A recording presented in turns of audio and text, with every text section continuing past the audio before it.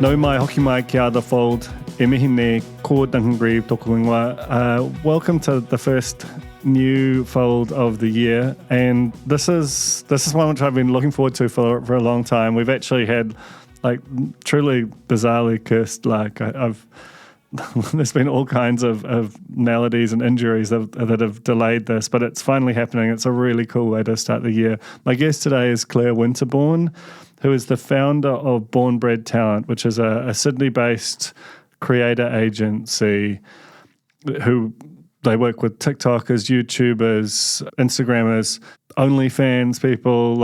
It's anyone who creates, they'll work with them and help them develop their careers. I first met her actually at an event that they put on to sort of help explain TikTok to.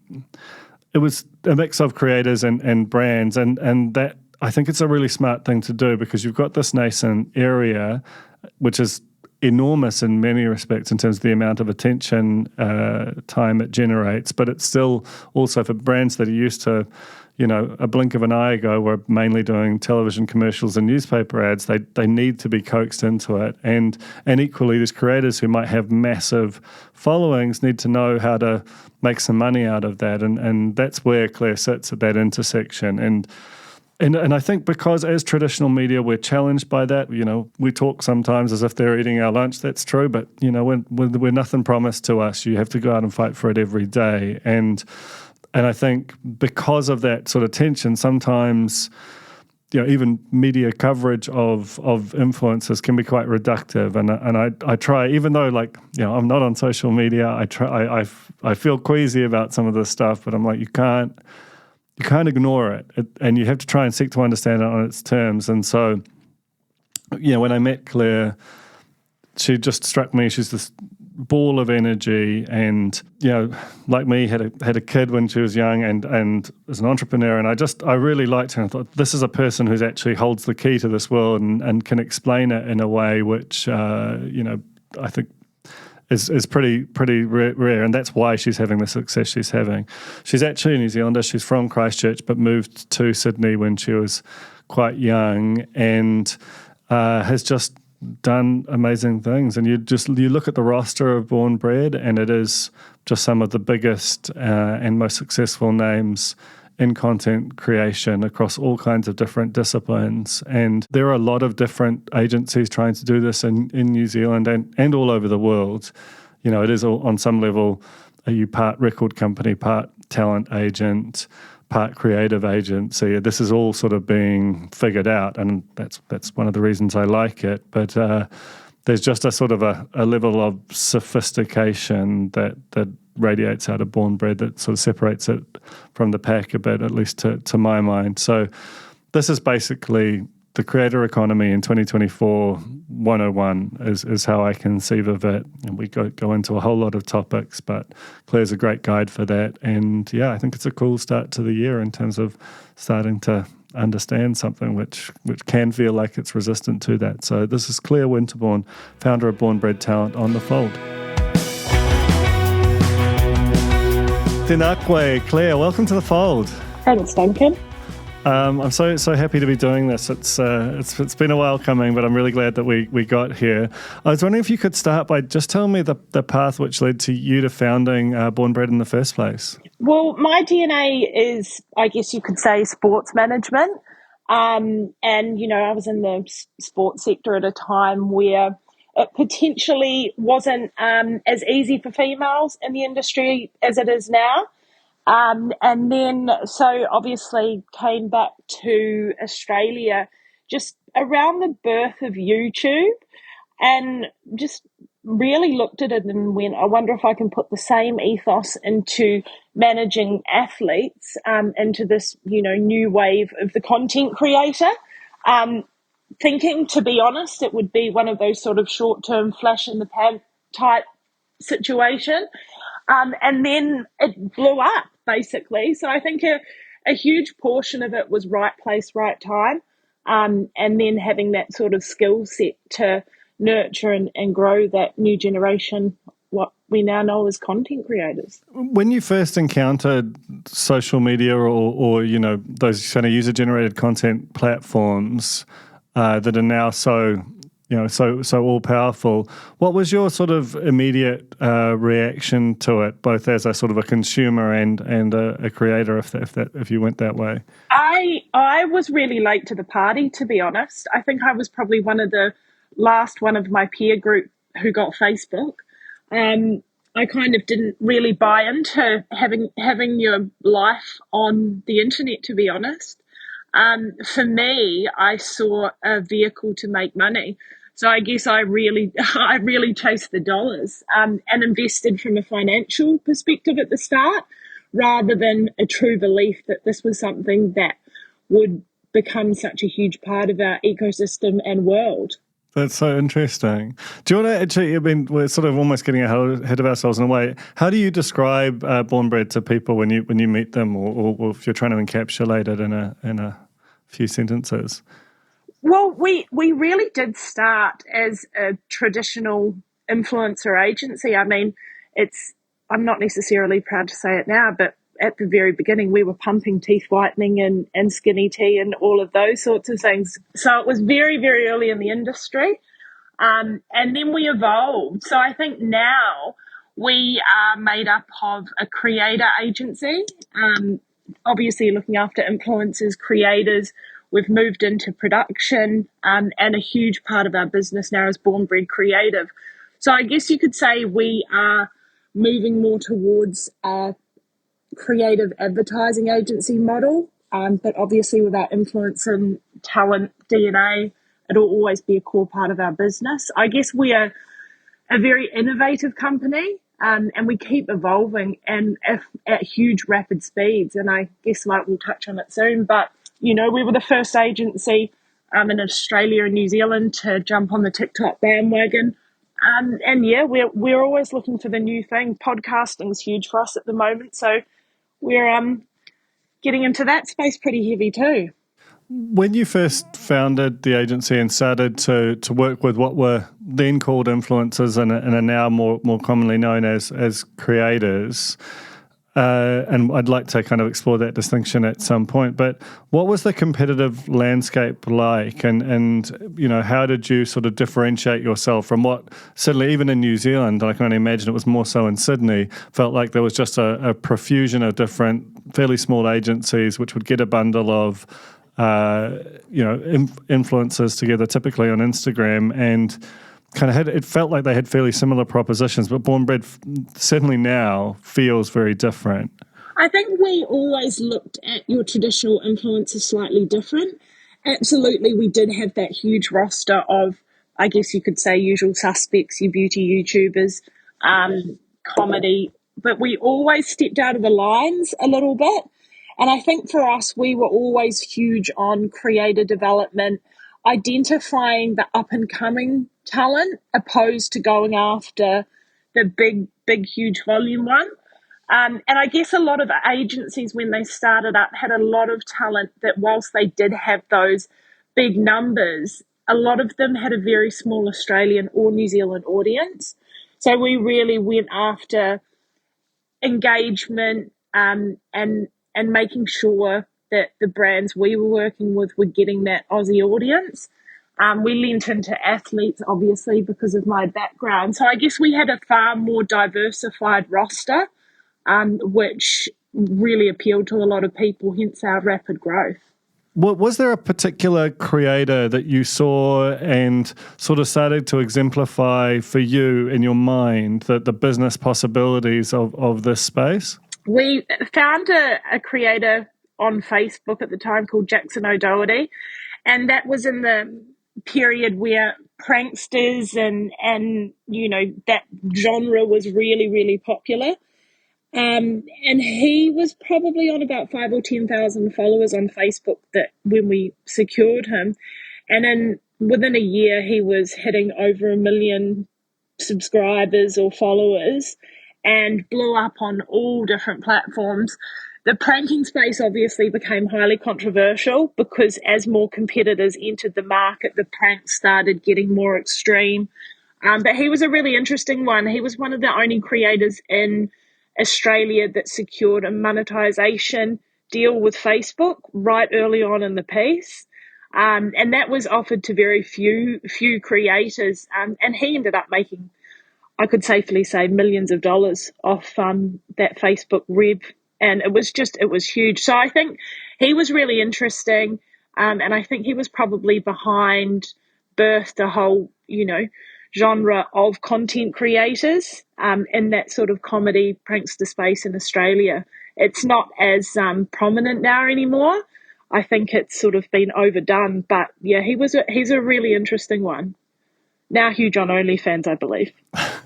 That's interesting, actually. Like, do you want to talk a bit about the platform space and like, do you work with, because OnlyFans, it's weird. It's one of those things that doesn't get talked about a lot in terms of a media platform, but it's actually one of the most successful and profitable, media companies in a way for creators. How do you sort of, if you were to rank or just kind of discuss some of the key platforms, how would you just kind of top line them? Well, OnlyFans is an interesting one. When it came out, we actually tried to commercialize it from a superfan audience by working with brands, setting up OnlyFans, trying to channel in creator following into a branded OnlyFans. There was some really interesting stuff that happened with top tier designers with Fashion Week. They were showing shows on OnlyFans and things like that. It didn't take off, but we have had numerous creators jump on there for a more traditional OnlyFans model content creation, and power to them. I mean, Totally. it's personally not something as an agency we encourage, but it's definitely I know numerous girls that are making in excess of $50,000 a week on there. So that's huge. I mean, you've got TikTok Live is another way. We've got quite a few creators making money through gifts. I find that one a little controversial.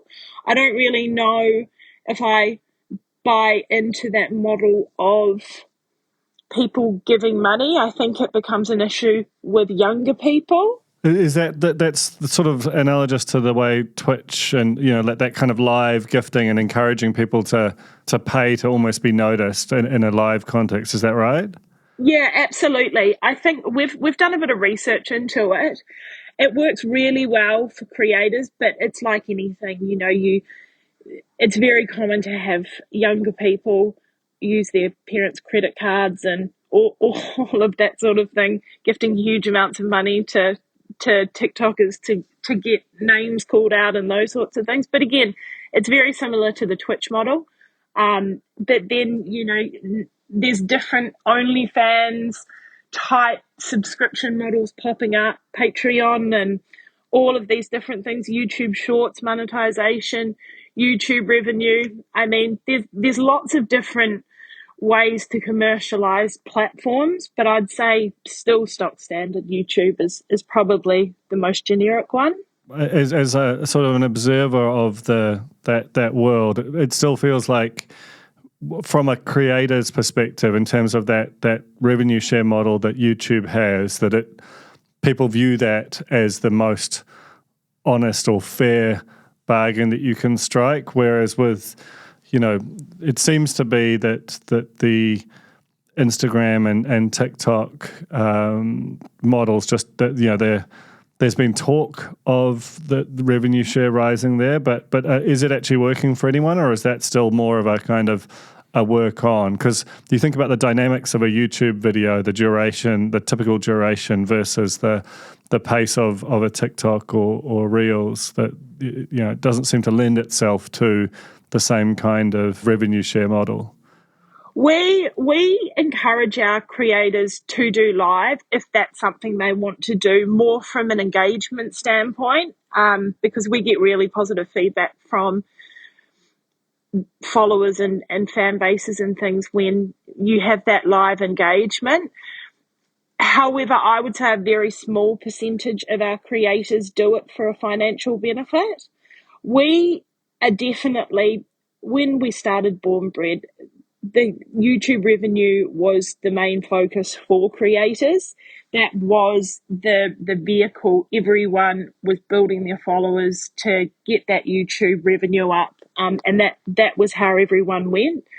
The majority of creators now are more focused on in content monetization opposed to platform monetization. So, I mean, on our roster, probably only 10% of our creators make money from YouTube. And the focus is very much brand partnerships, ambassadorships, that sort of thing. Rolling back into that influencer versus creator distinction, do you want to explain how that works and whether you think that that's material? Because, if the creator economy, as I understand it, was on some level predicated on, moving into a more kind of holistic revenue model. But if people are predominantly making the money out of brand partnerships still, that is more in the influence realm rather than the, getting your revenue direct from fans or platforms. Yeah, I mean, I'm going to get myself in a bit of trouble here. I don't see a huge differentiation between an influencer and a creator. I mean, for me, if you're creating content to build a platform to influence people, it's the same thing in my eyes. I mean, the word influencer, I think, has got more credit over the years. I think in the early days where that differentiation was so important that, the influencer model and influencers were getting such a hard rap. I think that the creator terminology was really born from a protection standpoint of being able to describe what they were doing, opposed to the label that potentially media was attaching to them. No, that makes sense. In terms of Instagram was the place where sort of the influencer economy and the idea of it really blossomed. And obviously on some level, in terms of its cultural power, it's been usurped by TikTok. What could you give a bit of a state of the Instagram nation? Like what does its like a classic audience bucket look like? Who what kind of creators really succeed there, and how has it responded to the challenge of TikTok? I think they've responded really well, and I think that they have come back really strongly. I mean, when TikTok boomed over COVID, there was real fears around, I guess, the balance of spend and focus that was going between TikTok and Instagram. I mean, we went to as low as probably 70-80% of our revenue was going on TikTok campaigns. So the popularity of Instagram really did dip. Wow. But now it's pretty even. It's pretty even from a spend standpoint. I think that TikTok is a platform where you get really strong brand awareness. But again, I think Instagram converts to more sales, if that makes sense. No, it does. It does. In terms of TikTok, when it first landed, do you recall, what your reaction was when you sort of first saw it, and did you sort of instantly clock how sort of challenging and potentially impactful it would be? Yeah, well, like I said earlier, we were the first agency in Australia to introduce TikTok. I was actually over in China doing some work with Weibo and met a few of the people who are working for ByteDance and really got onto it. So we were actually already in that ecosystem when Musical.ly was the jam for young people. Wow, that's really early. Yeah, it was really early. We were working with Warner Music actually, and got on this Musical.ly app to obviously promote their roster and staple of artists. So we were in and understood the ecosystem, the process when ByteDance actually acquired Musical.ly. So I remember doing these lunch and learns and workshops trying to explain TikTok to all of these big agency heads, and people just couldn't understand it and got really stuck on this is a Chinese app, data stealing, etc., etc. But it was, again, amazing timing for us because we backed this new generation of creators, and a lot of them at that time had, really small followings in comparison to our Instagram counterparts. But we took a really pseudo educational approach, worked with these creators, and then COVID hit and everyone jumped on TikTok. So we were really ahead of that boom. And I think that that's really what put us on the map in Australia and globally as well.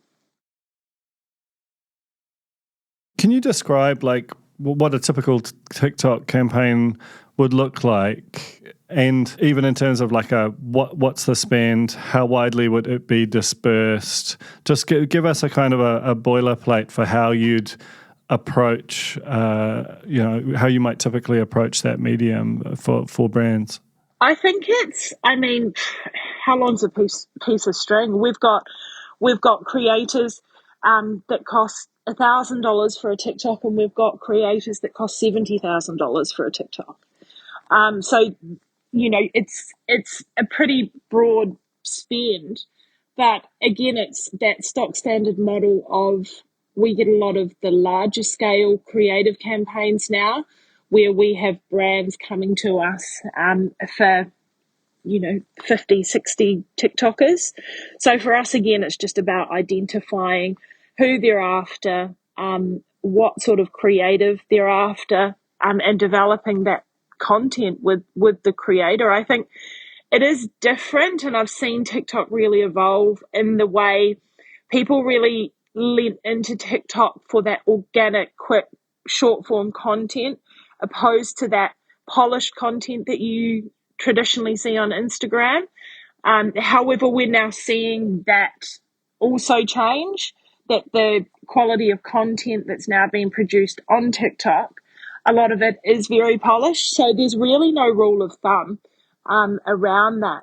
But it's, that's pretty much how it works. And in terms of the origins of that, does it typically come direct from the brands? Does it come through a media agency, a creative agency? And what is the dance like with other creative agencies now that on some level you're not an adjunct to them, but in true competition with them in some circumstances? Oh, absolutely. And I think it is a really interesting one.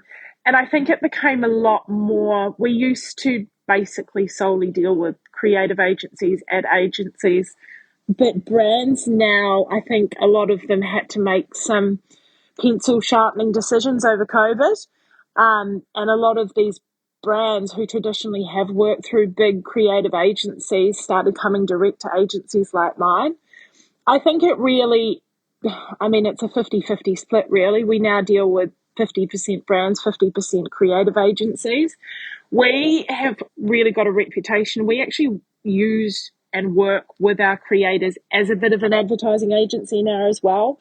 We always open it up for brands if they want to have workshopping sessions with creators or get ideas and those sorts of things. We have a staple of creators who really lean into that one. So I think that that's been hugely advantageous for a lot of brands because, again, traditionally agencies, talent agencies like us and creative agencies, they are that intermediary between the creator and the brand, but they can also be a real barrier to getting that creative opportunity to work with these people.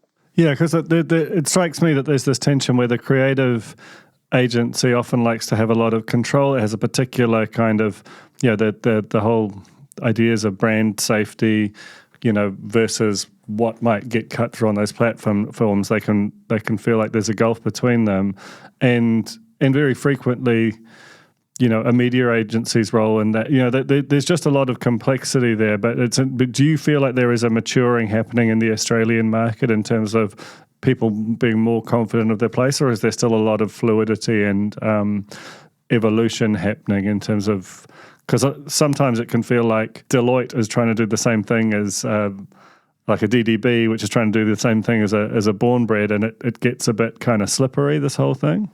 Yeah, it is. I think it's ever evolving, but what we see now is a lot of brands, big brands, will actually split their budget with a lot of different agencies. So you'll have, say, McDonald's, for example, they'll be working with a creative agency, but then they'll go direct also to talent agencies, media agencies. And I think for a lot of brands, it's about seeing what works for them, because it is a difficult process at times, being able to work with creators. And that's for a whole lot of different reasons that, a lot of brands struggle to understand the creators' ways of working. So I think that those are the benefits by working with agencies like us, that we really just support that. Again, huge on education, and that education standpoint goes from creator and also the brand client as well. Do you want to talk to, because there's a sort of a third path in a way, which is where the creator actually, rather than working with a brand, comes up with the brand themselves. And certainly the most prominent example, to my mind, is the Inspired Unemployed and something like Better Beer. I was talking to the head of Heineken DB in New Zealand yesterday, who they distribute it here, and it's kind of extraordinary to think that a influencer podcast could come up with a beer that is now sort of distributed multinationally by one of the biggest beverage companies in the world. Can you talk about them almost as like a little case study about how that other option of making their own product is starting to grow in prominence? Yeah, I mean, they've done fantastically well, and I think that them specifically, I have never, in my management time, I've never seen a creator or creators in that instant have such an engaged audience. And their audience is really unique because it extends over Australia, it extends over the world. Gosh, I remember I was traveling with them in America once, and you're walking down Venice Beach, and all of these people just are recognizing them, and it's just bizarre. But what we're seeing now is a lot of creators taking their brand equity with them, and doing it at a very, very early stage as well. I mean, we have a TikToker on our roster called Bridie Drake, who's set up her own pajama company. Young girl straight out of school, and the volume she does now, huge. So it is becoming, I guess, this generation of creators, they're savvy, and they are going into product development. We've got a number of products in development at the moment, but it's definitely looking towards the future. And I think a lot of the creators now, they know that the window is short. And I think that when this industry sort of came to fruition in Australia especially, there was that misconception, well, this will last forever, where the shelf life now is pretty short for a lot of these creatives. So it's about jumping on what you have at the height, rather than waiting to do something as you're on the down, I guess. So when you say the shelf life is short, what's driving that? Is that just the kind of the culture moves on? You might have followers, but you're not in the feed, or is it burnout? Like what? How do you mean about that short shelf life? Well, I think the barrier to entry in the creator world now is a lot easier than it was at the start. So I think TikTok has had a huge part of that.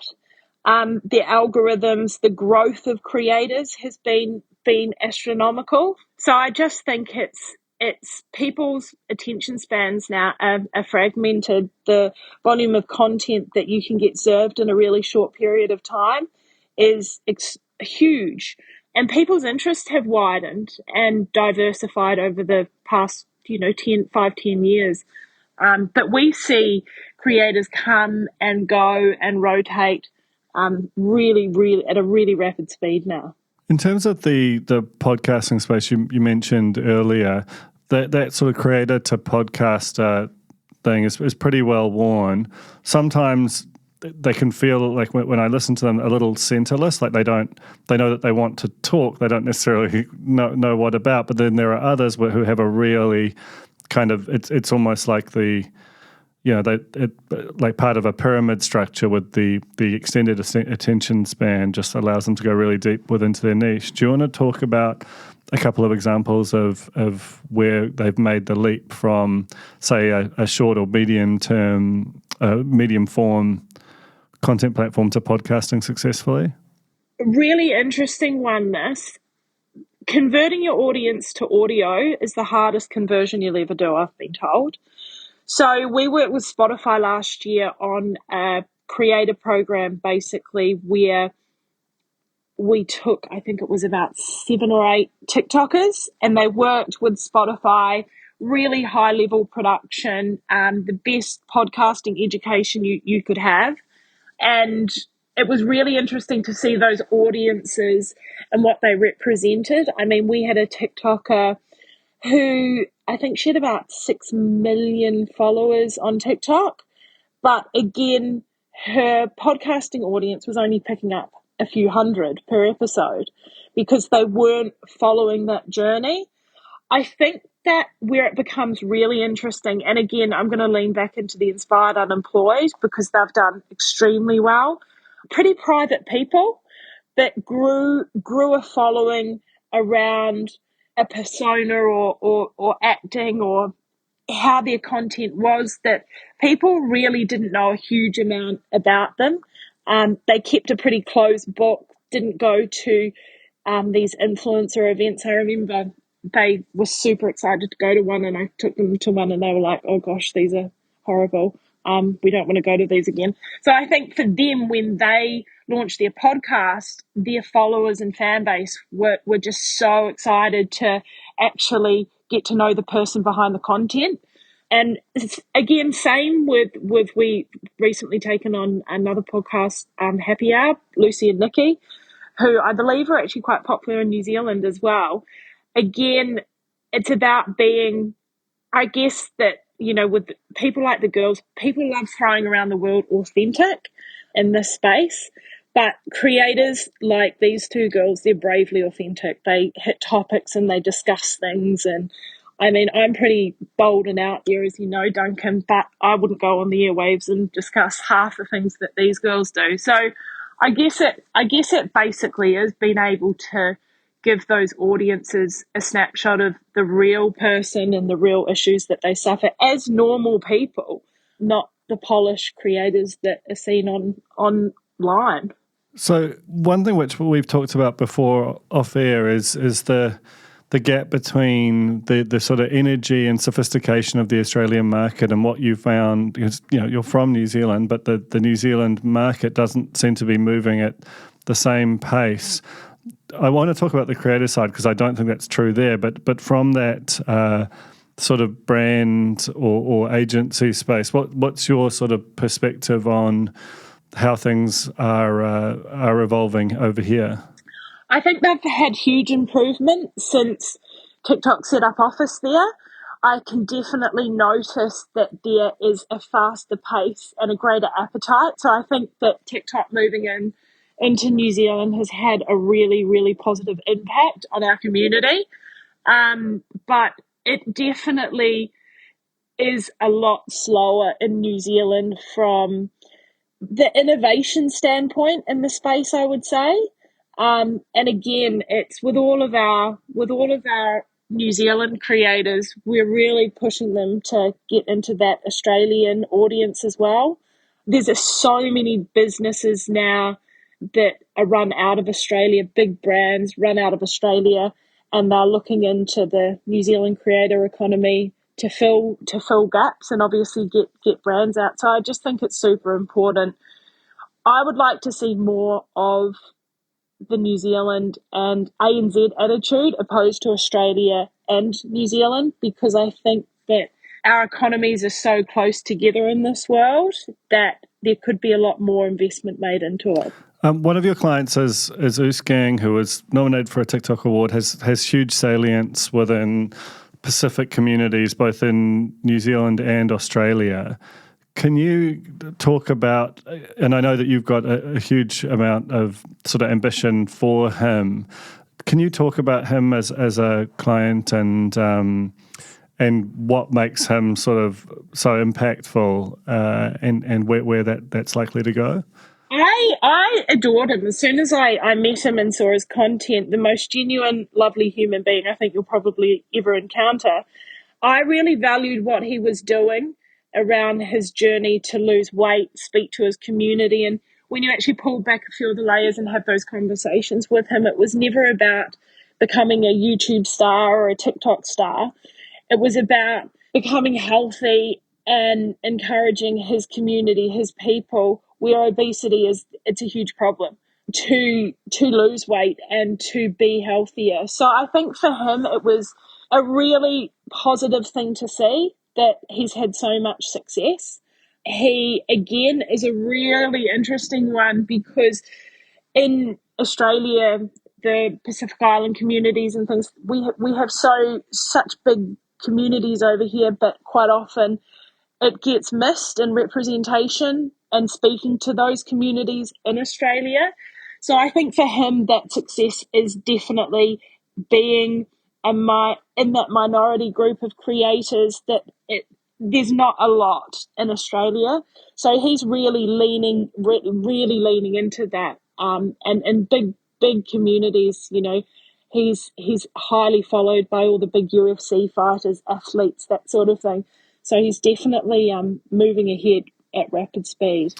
And lastly, I just wondered if you could pick, 2 or 3 creators from your roster that sort of maybe exemplify different aspects of where you think this is going, and how that kind of evolution is crystallized into an actual into a person and their kind of their business, I suppose.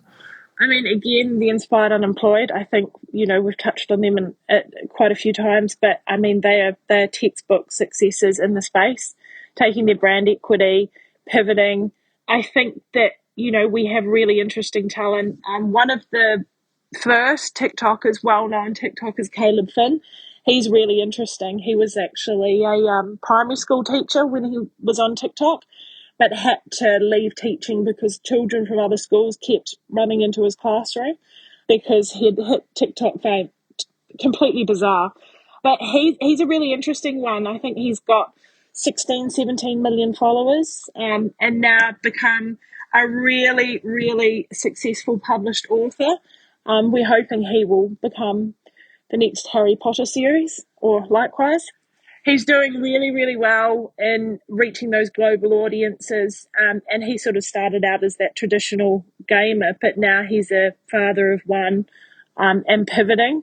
I think the biggest thing for creators is to continue to pivot, keep looking for the next thing, and really invest in taking that brand equity with you. I couldn't talk about it enough. I mean, on the New Zealand front, you've got people like Lisa Cullen, who has just taken her usual mum life, put it into TikTok, and now has a booming, successful company, Harper James, So I think that would be the biggest thing I would say to creators to really push forward with. Cool, Claire. That's been so fascinating. It's this world that has grown so rapidly, and often within mainstream media, there can be a sort of an indifference or hostility to it. But I think it's really fascinating, and it's not going anywhere. And I think the way that you've explained it has been really, really interesting to me. So thanks so much for coming on The Fold and doing that for us today. No problem, Duncan. Anytime.